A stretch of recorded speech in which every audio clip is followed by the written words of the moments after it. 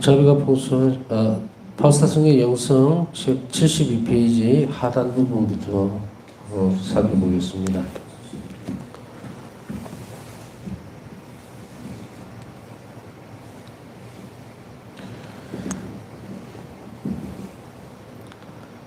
의탁에 대해서 얘기를 하면서 의탁이 평화와 행복의 원천입니다까지 살펴보았죠. 당시 의탁하는 사람 친히 돌보시고 그들을 신뢰하시며 그들이 청하는 것은 모두 주실 것이기 때문입니다. 일기 453번 주님께서 보증하셨다. 내 자유에 의탁하는 사람은 멸망하지 않을 것이다. 의탁이 왜 평화와 행복의 원천일까요? 우리는 이렇게 살아가는 데 있어서요. 물론 아무것도 없을 수는 없지만 내가 맡기는 것을, 그러니까 그 의탁이죠. 그것에만 신경을 쓴다면 나머지 것들이 그대로 해결이 되어진다. 삶을 살아가는 데 있어서. 사실 우리가 이제 세상을 살아가다 보면은 뭐 물질적인 것이 부족할 때도 있고 또 건강이 또 문제가 될 때가 있고 그렇죠. 이건 부족함이죠. 넘치는 것도 아니고 부족함인데 하나님께 의탁했을 때에 하나님께서 모든 일을 다 돌봐 주신다면은 우리 삶이 얼마나 평화롭겠습니까? 우리가 저쪽 한번 돌아가 볼까요? 아담과 하와가 있던 에덴 동산. 자, 이거 뭐 싸움할 일이 있나? 뭐 아무것도 없어요. 그냥 먹을 거 다 있고 이게 다툴 일도 없죠. 그런데 그럼에도 불구하고 뭐가 들어갑니까? 그게 죄가 들어가 버렸죠. 그렇게 함으로 해서 엉망이 되어버렸단 말이에요. 근데 그 사실을 한번 또 완전하게 본다면, 그러니까 우리에게 주어져 있는 것 안에서의 선택적인 부분들을 전부 다 이렇게 모으고 나니까 그 중에서 인간의 판단이 우선적으로 자리를 차지해버릴 때에 죄가 들어와 버리죠. 그래서 하나님께서는 이게 다 회수하실 수가 있었어요. 전부 다. 그러나 당신의 피조물을 그대로 두기에는 이 세상이라고 하는 것이 이 질서적인 측면인데 죄가 들어가면 질서가 깨져요. 그러면은 지금까지 잘 대해주던 땅이라든지 자연이 공격을 하게 됩니다. 그러니까 죄를 짓지 않았던 그 아담과 하와 낙원에서의 삶이라는 것은 자연이든 동물이든 사람에게 공격적이지가 않았어요. 그래서 이제 보면은 모든 동물들이라든지 서로가 서로를 잡아먹는 일도 없고 이렇게 평화로운 데다가 죄가 들어가 보니까 뭐가 깨집니까? 질서가 깨지죠. 질서가 깨진다는 말은 뭐예요? 하나님께 온전하게 맡기고 살아갔던 삶에서 죄가 들어오니까 질서가 깨진다는 것은 하나님과 관계가 깨졌다는 이야기죠. 그러니까 하나님과 관계가 깨지니까 무질서해진다는 거예요. 예? 무질서하다는 것은 인간에게 있어서 굉장히 혼란스러운 일이에요. 평화롭지는 못합니다. 그러니까 우리가 어떤 길을 가거나 어떤 낯선 지방에 가게 되면 혼란스럽죠. 이 길로 가야 될지 저 길로 가야 될지 되게 모를 때 길을 잃어버렸을 때 굉장히 당황스럽단 말이에요. 이게 이 부분들이 평화롭던 부분들이 죄가 들어감으로 인해서 어떻게 됩니까? 무질서해져 버린다. 하나님과 관계가 단절돼 버린 거예요. 그러면 하나님은 뭐예요? 조하고 또 질서예요. 그러니까 그곳에 창조된 인간이 하나님과의 관계가 죄로 인해서 딱 단절돼 버리니까 혼란스러워질 수밖에 없어요. 무질서 그 덩어리 자체다. 우리가 이제 요한 바오리스 교황님께서 말씀하셨던 그와 같이 죄는 무질서입니다. 내적 삶을 파괴합니다. 이거예요. 그런데 이 내적 삶을 파괴하는 죄에 맞서서 싸울 수 있는 것은 뭐예요? 죄는 하나님에게서 어쨌든 형태로든지 간에 네 자신을 믿고 네가 갈 수 있는 마음큼 네가 해라 이거예요. 그전에도 이제 말씀드렸지만 이번에 예수님께서 사순 시기에 단식하실 때 마귀가 다가와서 하는 게 그거예요.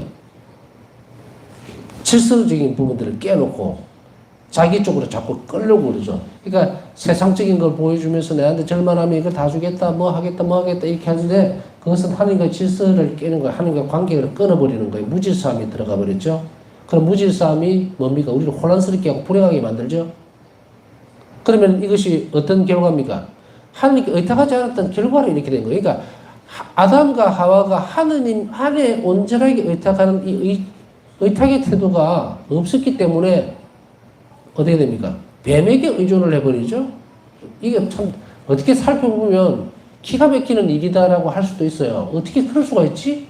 내 같으면은 뭐 먹고 자고 또 뭐 이런 아무 걱정거리가 없으면은 죄를 안 지을 텐데 왜 그랬을까? 이렇게 생각하시죠? 그런데 보니까 인간은 그렇지 않아요. 인간의 자유의지는 스스로 선택해서 하느님께 가는 거예요. 악이 없는 게 아니고 있다 하더라도. 그렇기 때문에 하나님은 창조하실 때에 그 부분들까지도 다 놓고 조화롭게 만들어 놓은 거예요. 그러면서 사람에게 자유의지를 줘서 하나님을 사랑하도록만 딱 만들어 놨는데 그것을 건너뛰어 버렸죠. 자, 그러면은 이것을 다시금 돌아보면 뭐 쉽게 얘기하면 뭡니까? 의탁하는 태도는 평화와 그리고 안락함, 안전함 이런 것들 보존을 해주니까. 그래서 여기에서 그런 것들이 다 마련되어지면 행복하죠. 여러분들 몸도 건강하고 재물적으로 크게 뭐 부자다 이런 게 아니라 하더라도 뭐 어떤 사람들은 그런 부분들이 있잖아요. 그죠? 삼시세끼 밥 먹는데 걱정 없고 뭐 하여간에 그런 정도까지를 보더라도 그것에 대해서 걱정이 없을 때에 사람들은 아유 행복하다 이렇게 생각을 할 거예요. 그러니까 외부적으로 신경을 써서 내가 해결해야 될 문제, 그런 골치 아픈 엮여져 있는 그런 문제가 없을 때에 우리는 아이고 마음이 편하다, 행복하다 이렇게 하죠. 그래서 그것에서 가장 본질적인 부분을 쏙 뽑아낸다면 하나님께 다 맡기라 이거예요. 내 인생 내가 삶을 살아가는 모든 걸 맡기면 하나님께서 책임을 져주겠다는 거지. 모든 것을. 그러니까 이 얼마나 거래라고 하면 얼마나 안전한 거래입니까? 그래서 당신께 의탁한다는 것을 계속 지금 강조를 하잖아요. 이렇게 그리스도인들이 이렇게 살아주면 의탁하는 태도를 갖출 때에만 친히 돌봐주시겠다. 상상만 해도 너무 기쁘죠. 우리가 예수님께서 친히 나를 돌봐주시고 그리고 신뢰하고 청하는 것을 모두 들어주겠다면 야 이거는 정말 상상할 수 없는 행복감에 젖어들 수 있고 평화롭죠. 깨질 게 없어요. 딱 질서지어져 있어. 하나님께 모든 걸 내가 맡기고 살기 때문에. 그래서 주님께서 보증하셨다. 내 자비에 의탁하는 사람은 멸망하지 않을 것이다. 그의 일이 모두 나의 일이며 그의 적들은 내 발 아래서 산산이 흩어질 것이기 때문이다. 일기 723번. 아주 중요한 것들이 많이 나옵니다. 여기에서 의탁하는 영혼은 멸망하지도 않을 것이다. 멸망하지 않는다는 말은 지옥으로 안 간다는 거. 일단 멸망이라는 것은 지옥입니다. 그건 안 하겠다 이거예요. 그러면 의탁하는 사람은 연옥이 안 가는가? 태도 여하에 따라 달라지겠죠. 그러나 일단 그건 자체하고라도 가장 지독한 형벌인 죄로 인한 멸망은 시키지 않겠다. 일단 마지노선을 딱 그어주죠. 일단 안심할 수 있도록. 네? 그 다음에 의탁의 태도가 깊어지면 제가 전에 그 말씀 한번 슬쩍 지나가면서 드린 것 같은데 많은 그리스도인들이 바로 천국의 삶을 그리워하면서도 그곳에 바로 가려고 하지를 않는다. 왜? 길을 모르는 거예요. 그래서 마치도 그렇게 하면은 자신 안에서 뭔가가 잘못된 것 같이 여기지만 실제로 하느님은 우리가 연옥을 거쳐서 오기를 바라질 않아요. 연옥은 우리가 만들어 놓은 거예요. 우리. 네? 하느님이 딱 만들어 놓고 너 감옥에 가 이래 한 게 아니고 완전하게 의탁하지 않는 사람은 완전하게 의탁하게 될 때까지 불안전성 때문에 그것이 만들어진 거예요. 그래서 들어간다고. 이제 연옥에 있는 영혼들은 하느님만 바라봅니다. 왜? 아무것도 할 수가 없어요. 이제 오로지 죽었어야 겨우 저는 완전히 주님 손에 매달린 그런 존재입니다. 이렇게 고백을 다 할 수밖에 없어요. 모두 몽땅. 근데 그렇게 되기에는 너무 불행하잖아요. 꼭 그런 것을 거쳐서 가야 될 것인가? 아니죠. 예수님은 바로 이 땅에서부터 그러한 일들을 겪지 않도록 당신의 자녀들이 천국으로 바로 갈 수 있도록 하는데 거기에서 가장 중요한 태도가 의탁의 태도다. 자, 이제 여러분들 삶에 있어서 그 다음에 항상 이거는 늘 제가 묵상하는 일인데 또 쉽게 설명도 많이 했어요. 내 일이 예수님의 일이 되기 위해서는 어떻게 해야 될 것인가를. 자, 이런 경우가 있죠. 군대에서 말이에요. 군대에서 보면은 아주 괴롭히는 선임들이 있어. 선임. 중이 아니고 선임 위에 선배들. 얘들이 이렇게 갑니다. 저도 당해봤는데 가면요 어떻게 하느냐면 1,000원을 줍니다. 1,000원을 주고 야 가서 PX에 가가지고 매점이죠. 거기 가서 뭐 하고 뭐 카스테라도 사오고 뭐 오징어 땅콩도 사오고 그 다음에 남는 돈 있으면 너 가져 이래요. 가만히 계산해 보면 그것마다도 예를 들어서 3,000원이야. 근데 받은 돈은 1,000원이에요. 날아가는 거죠.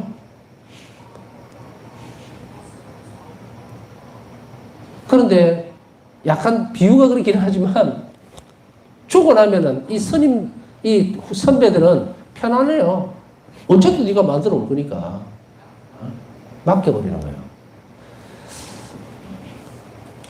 그러면은 돈을 받은 사람은 실행을 해야 돼요. 책임을 지게 되죠.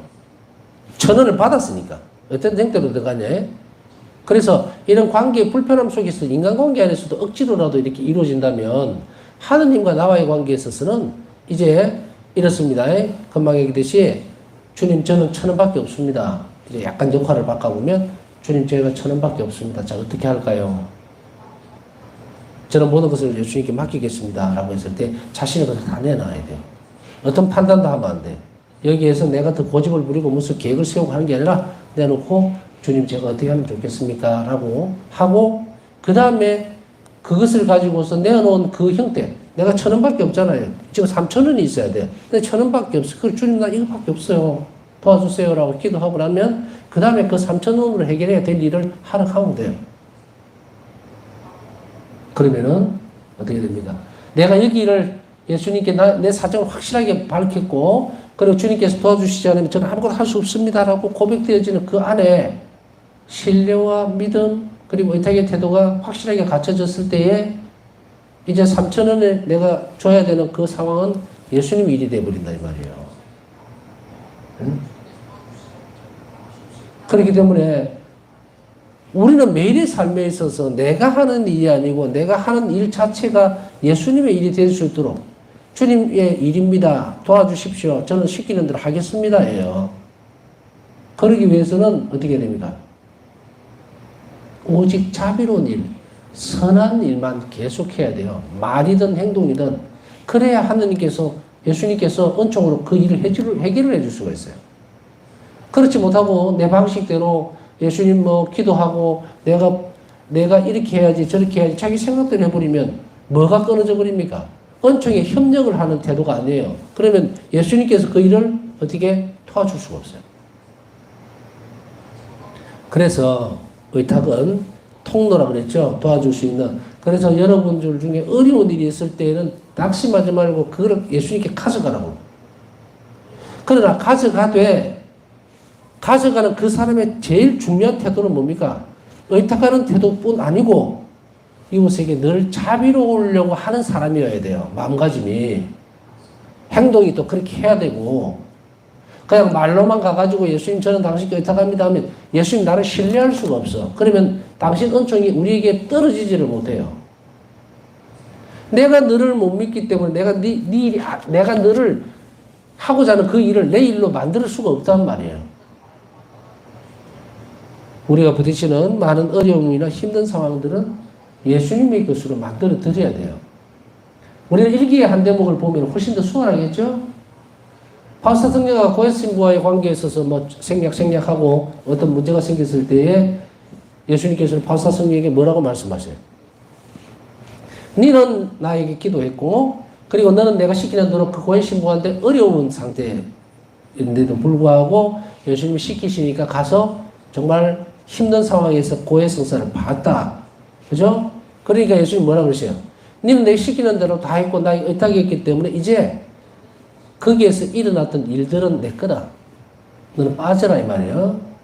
내가 하고 그 신부하고 얘기다 이제. 내가 이렇게 얘기하겠다 이 말이에요. 그죠? 그러면은 바우사성제의 일이 어떻게 돼요? 예수님의 일이 된 거예요. 그래서 다음에 가서 바우사성제가 두 번째 고해성사를 똑같이 그 신부에게 보러 갔을 때 완전히 바뀌어있죠. 이 신부가. 그때 바우사성제는 뭐라니까? 예수님께서 이렇게 하셨구나. 이 바꿔놓는 거예요. 응? 상황을. 그러기 위해서는 이것을 우리가 주민하게 잘 살펴보면서 아 이런 데는 이렇게 연습해야지 이렇게 해야지 그래야만 은총의 협력을 받을 수가 있어요. 그냥 가만히 있는다고 해서 뭐 은총을 주세요 한다고 해서 그게 쏟아지는 게 아니다. 그래서 내 삶이 마지막 순간에 자 이게 계속 깊어지면 어떻게 돼요? 이제 내 모든 일이 예수님 것이 되어버린다는 거예요. 왜냐하면 나는 예수님만 바라만 보고 그 일만 하기 때문에 예수님 내 삶을 어떻게 한다? 책임져 주셔야 되는 거예요. 책임져 주시는 게 아니고 책임져 주겠다 이 말이에요. 그것을 지금 보증해 주셨다. 자비에 의탁하는 사람은 모든 나의 일이다. 그 일이. 그리고 그 적들은 바로 내 적들이다 이 말이에요. 그래 어려워하거나 힘들어하지 마라. 나에게 있어서 뭐 어떤 우리가 인간관계에 있어서도 정말 적이라는 표현을 쓰니까 좀 그런데 말 그대로 적대적으로 대하는 사람이 있어요. 그죠? 여러분들 저도 뭐 그런 경험이 있고 여러분들도 그런 게 있을 거예요. 적대적 관계. 내가 준 것도 없는데 나를 막 비난하거나 혹은 험담을 하거나 혹은 공격을 하는 사람들. 저는 뭐 신학교회 때도 경험해봤고 군대에서는 특히 더 하죠. 자 이럴 때에 어떻게 처신해야 될지를 모르고 굉장히 당황합니다. 내가 뭐 잘못한 것도 없는데 왜 이러지?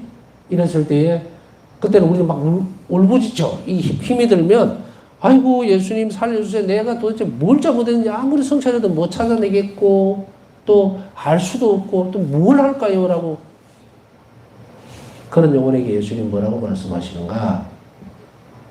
의탁이라. 응? 너는 나에게 의탁하고 그리고 그들에게 자비롭게 대해라. 편견 없이 대해라. 이렇게 하실 거란 말이에요. 그러면은 나를 정말 힘들게 만들거나 어렵게 만드는 사람을 위해서 우리는 뭘 할 수 있습니까? 기도해 줄 수 있어요, 이제. 예? 계속 물고 늘어지는 거예요. 욕을 100번 했다. 험담을 100번 하면 100번 넘게 기도를 해. 그래서 내가 예수님의 사람이 돼야 돼요. 예수님의 사람이 돼야 내가 손해를 안 봅니다. 절대로. 손해를 안 본다는 말이 뭔지 아시겠죠? 금전적인 부분만을 얘기하는 게 아니에요. 그 사람이 변하든지 아니면 내가 행복해지든지 둘 중에 하나나 결과는 예수님이 분명하게 내줍니다. 그러니까 이것을 잘 보고 연습하고 그리고 판단해야 돼요. 때때로 저는 이런 질문을 내 스스로에게 합니다. 여러분들도 한번 해보세요. 한번 해보시라고. 오늘 나는 예수님의 사람인가? 나는 예수님의 신뢰를 받는 사람인가? 그리스도인으로서 하나님의 자녀로서 봤을 때 지금까지 우리가 계속 질문을 던지거나 혹은 대답을 하거나 피정을 하거나 뭐 공부를 막 하다 여러 가지 보다 보면 어떤 식으로 가느냐 하면 여러분은 하나님을 사랑합니까? 뭐 예. 예수님 사랑합니까? 예. 죽기 살기로 따라가겠습니까? 예. 이렇게만. 근데 저는 오늘 질문을 어떻게 했습니까? 뒤집어 버렸죠. 하나님은 나를 얼마나 신뢰할까? 100% 중에서 1%밖에 신뢰를 안 한다면 난 내 혼자서 막 떠든 거지. 예수님은 나를 믿어주지도 않는데. 그렇다면 우리 삶을 들여다볼 필요가 있겠죠? 내가 예수님께서 나를 신뢰할 수 있을 만한 행동들을 내가 얼마나 했는가를 보겠죠. 그게 자비의 태도예요. 에?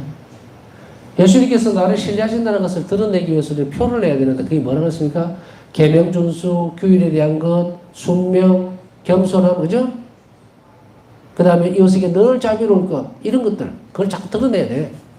이것을 많이 하고 자주 연습한 사람은 제가 한 답에 대해서, 문제에 대해서, 질문에 대해서, 나는 그래도 좀 예수님 믿는 것 같아, 나를. 왜냐면 나는 그전에 내가 아니야. 이제는 좀 더 부드러워졌고, 사람들을 볼 때에, 그리고 앵간하게 좀 이렇게 해도 참아낼 수가 있고, 내가 조금 변했으라고 하면, 그런 자신을 느끼면, 예수님이 나를 좀 더 많이 신뢰를 하고 있다 하는 대답을 할 수 있어요. 거짓이 아니고 그 영혼이 그걸 알고 있기 때문에. 그러나 이 점검은 분명히 필요해요. 나는 얼마나 신뢰를 받고 있는가, 예수님께. 그리고 신뢰를 쌓기 위해서 나는 예수님께 어떤 태도로 매 순간 일들을 하고 있는가. 이거는 뭐 성당에서 활동도 마찬가지고, 영수치 할 때도 마찬가지고, 모든 행동, 말, 다 포함이 돼요. 그래서 이런 것들이 다 되어질 때에 바로 예수님은 나는 이제 너를 믿겠다. 네가 내가 이렇게 내놓은 시험들을 다 거쳤고, 그리고 나에게 신뢰하고 네가 나를 의탁했기 때문에 이제부터는 난 너에게 신뢰감을 가지겠다. 신뢰를 가지겠다. 이러면 끝난 거예요. 한번 예수님은 우리에게 믿겠다라고 딱 나를 믿어주기만 하면 그때부터는 일사천리라. 천국에서 삶을 이 땅에서부터 먼저 살 수 있어요. 그래서 가끔씩 보면은 너무너무 골치 아픕니다. 아니면 뭐 집안 살림이 어떻습니다 하고 막 오만 그런 고민들을 다 가지고 있으면서도 뒤죽박죽이 되어 있는 사람들이 너무 많아요. 그렇다고 해서 열심히 기도하는 것도 아니고, 그렇다고 해서 열심히 또 뭐 사회에만 빠져 있는 것도 아니고, 그냥 공중에 떠 있는 상태. 그걸 아까 제일 앞에서 말씀드렸잖아요. 무질서 상태예요, 본인이. 무질서 상태. 그래서 평화롭지를 못해. 다 어떤 때는 짜증도 났다가, 어떤 때는 뭐 좀 괜찮아졌다가, 또 어떤 때는 성당에도 갔다가 막 무질서한 상태. 그 무질서한 상태를 일괄적으로 잘 정리하기 위해서는 아까 얘기했듯이 우리가 배우고 있는 이 의탁의 태도를 잘 살펴봐야 돼요. 그 태도를 키워나가면 이 질서가 지워집니다. 주님께서는 그녀가 다른 영혼들도 하나님께 의탁하도록 초대하라고 요청하셨으며 임종자들이 의탁할 수 있도록 기도하라고 하셨다. 다른 영혼들도 하나님께 의탁하도록 할 수 있어요. 그래서 예수님께서는 바울사 성경 일기에 보면은 바울사 성령과 어떤 그 어려운 영혼들을 위해서 기도할 때에 예수님께서 무엇을 가르쳐 주셨느냐면 자비 기도를, 한 자비 오단 기도를 계속 바치라 그랬어요. 이것도 일전에 한번 말씀을 드렸을 거예요. 자비 오단 기도를 계속 바쳐라. 그러면은 예수님은 그 영혼을 바꿀 수 있다 이랬어요. 이 부분이. 변화를 가져올 수 있도록 해주겠다. 그러니까 이게 얼마나 큰 은총입니까? 그래서 이런 부분들을 한번 살펴본다면은 우리가 어떤 어려운 지점에 놓이게 되면요. 가끔씩 잊어버리고 인내심에서 탈락을 해버리는 경우가 많아요. 어느 만큼 조금 기도하다가 그 다음에 자기 고민 속으로 빠져들어가요. 아, 큰일 났다. 이거 어떡하지? 뭐 이래도 해봐야 되나? 저래도 해봐야 되나?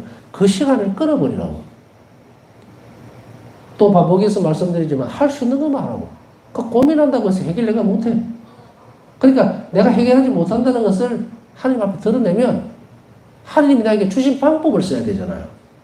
그게 기도. 그래서 이 자비 기도를 계속해서 바쳤을 때 바울사성에게 어떤 놀라운 일들이 일어났죠? 그 영혼이 변화가 된 거죠.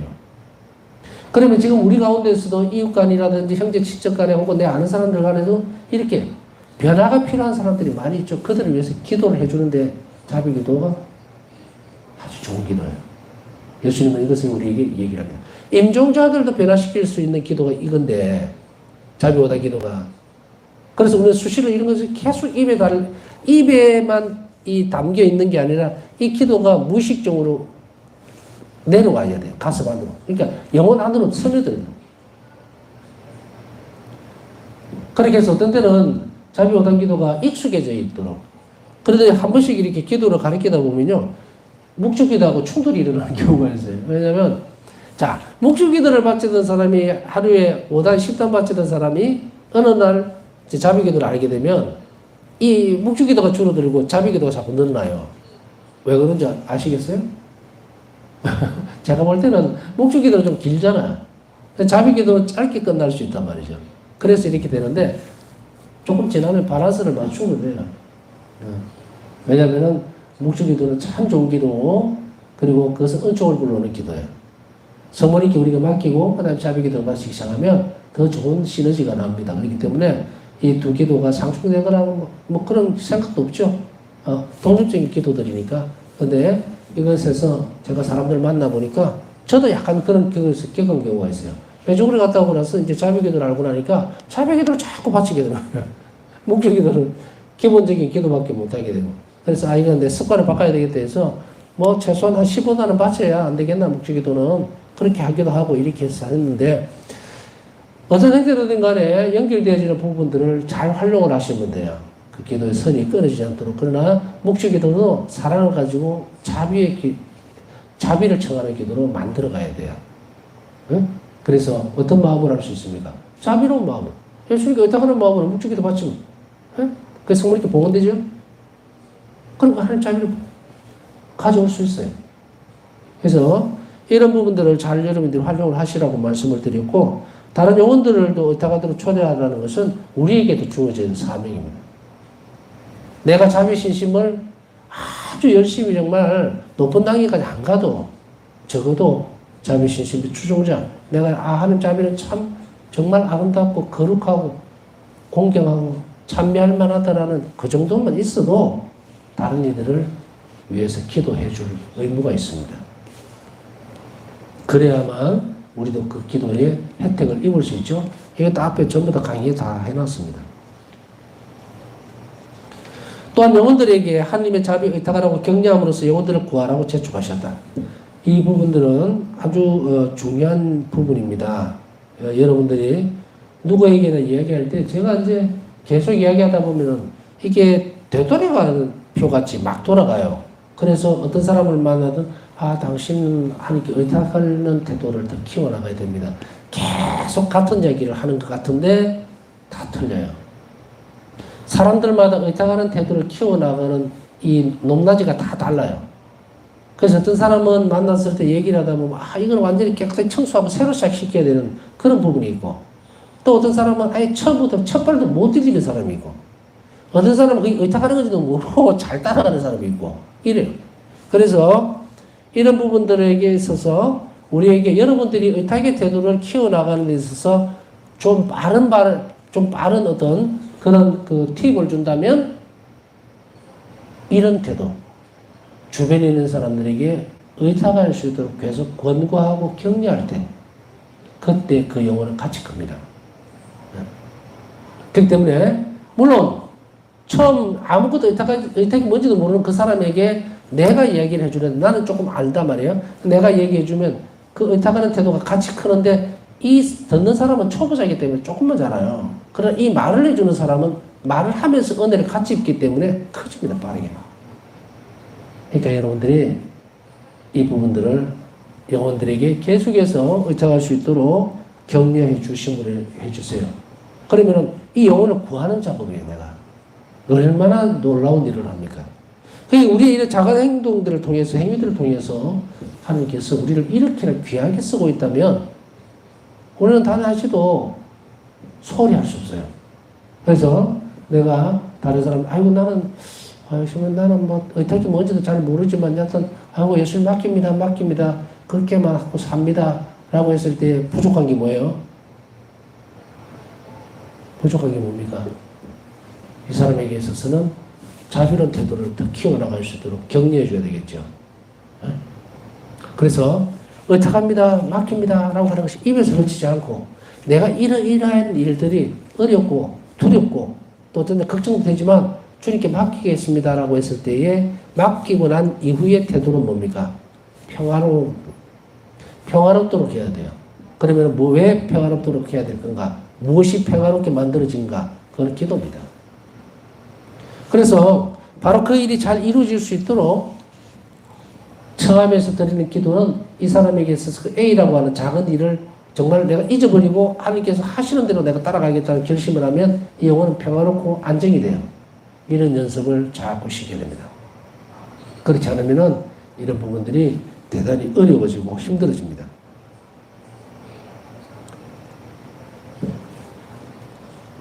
예수님께서 바우스타스에게 말씀하셨다. 나는 내 피조물들이 나에게 의탁하기를 바란다. 피조물들이 의탁하기를 바란다. 여기에서 보면 묘합니다. 피조물들이 의탁하기를 바란다 그래요. 나는 인간들이 나에게 의탁하기를 바란다라고 하지 않고 내 피조물들이 의탁하기를 바란다. 이건 뭡니까? 사람뿐 아니라 창조물 전체를 다 이야기하는 거예요. 전체를 다. 그런데 나무가 의탁할 수 있는가? 자연 질서 안에서 그대로 있을 때 이 나무는 완전하게 하나님 손에 의탁되어 있는 상태예요. 그죠? 비가 오면 비가 오는 대로 맞아야 되고, 해가 나면 해가 나는 대로, 그리고 시기와 때가 되면 열매를 맺어야 되고, 질서지어진 이 상태, 얼마나 온전하게 피조물들은 하나님께 의탁하고 있습니까? 그래서 이 전체 피조물이라고 얘기를 하고 있는 것. 그 안에 물론 제일 중요한 것은 사람이죠. 그래서 무슨 소나무가 의탁한다? 의탁한다는 형태 자체가 존재함으로 인해서 의탁하도록 되어 있는 것이 있고, 그 다음에 자유의지로 의탁할 수 있도록 되어 있는 것이 있고, 그래요. 그래서 피조물이라는 말을 쓴 거예요.